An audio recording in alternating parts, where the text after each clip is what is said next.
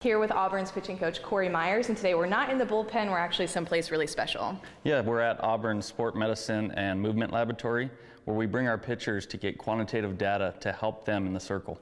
So I'm all hooked up, and let's get to pitching to get those numbers.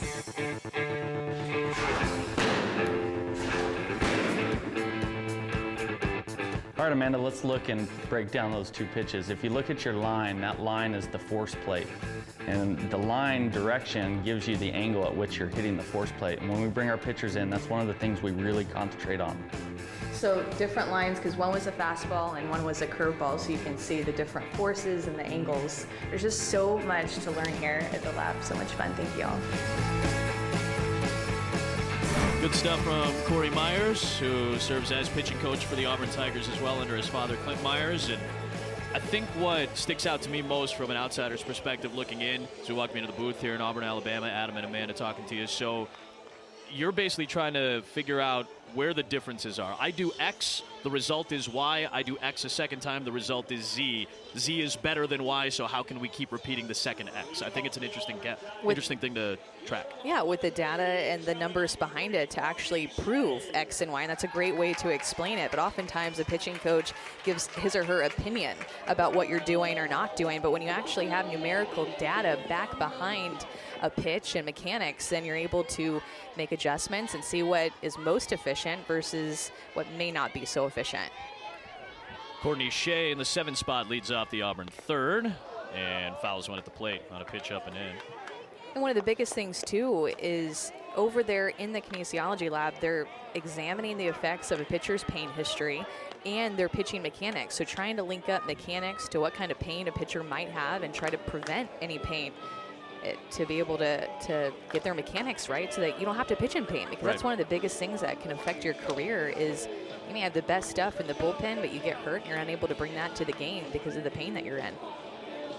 Clint Myers is out talking with Will Leesky. I think he is potentially arguing that it was a ball that went off of Shea and she never went around to swing. Will Leesky called it a foul ball off the bat, and it might have at the very least stung Shea a little bit here. And on that particular replay, it does look like it went off more of the hand than anything else. I can't tell if it went off the bat at all. On that replay, it doesn't seem like it did. It's tough to tell, obviously. Yeah, I agree, and she didn't necessarily swing through the pitch. It looked like it wouldn't have been. Yeah, I wonder if maybe that was the ruling, because that's what Clint Myers is talking to Will Leesky about. And those are the two options here. Either it hit the hand and she did not go around, which would indicate she should be at first base because of a hit by pitch, or it hit more of the hand than anything else, but she went around and swung. I guess option 3 would be that Will Leesky thought it went off the bat. But it's going to be a strike on Courtney Shea. Yeah, which is tough as a hitter to get hit in your hand. You have to now grip the bat and still go up there and try to fight and battle. May not be as painful right now, but give it a couple of innings, and for sure give it tomorrow, you're going to be feeling that. Especially when you're a catcher. You can see those pads on her batting gloves too, which may help the impact just a little bit, but still, when you get hit by 65 miles an hour on your hand, that's not going to feel good. Suwon Shea, speaking of 65, I hear that's what you were throwing today, as a matter of fact, when you're in the kinesiology lab. How shocked. I mean, I didn't believe you. I mean, I'm not saying I clearly know your pedigree and your history, but I mean, you're not tossing long toss on a day-to-day basis. I mean, you ramped it up to 65 impressively today. I think it made my weekend. I'm not kidding. That is awesome. Great stuff from Corey Myers today. I love the data that people are involved in. And this is Texas A&M softball visiting the School of Kinesiology as well. So they've got a chance to kind of go into the lab and see what kind of data they can process and see how maybe they can use it. Here's Whitney Jordan in the 8th spot. Remember that Texas A&M, in a conference that is getting a lot of upgrades at their facilities, Texas A&M's Board of Regents has approved a new stadium project for $28 million that should be ready for 2018. I get the feeling that some of that money, if Joe Evans and the staff like what they saw here at Auburn, maybe some of that money might go into some of that type of equipment to try to add to what is going to be one of the most, I would imagine, lavish and expensive ballparks in all of college baseball and softball.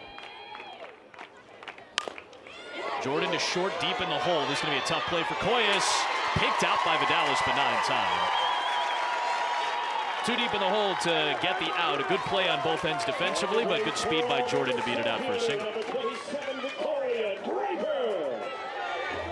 Well, and you could just go on and on about the information that you can get over there just down the street from here with all the studies. Tough play just deep in the hole by Koyas.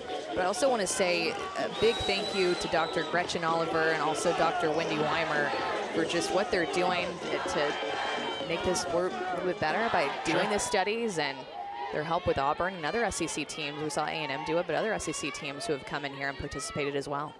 Here's the 9-hitter Draper. Bunt single her first time up. This is where the sport is going. I mean, we're talking about things going into facilities for softball and probably even baseball that you put into a football facility or a basketball facility, the revenue sports. This is where softball's going. There's also a cage over there where you can get hooked up and swing, and they'll use the force plate as well to hit. Corey Myers will go over there and try to get the force plate underneath their front foot, just similar to the landing foot that we just showed whenever I was pitching, and to generate force in that front side.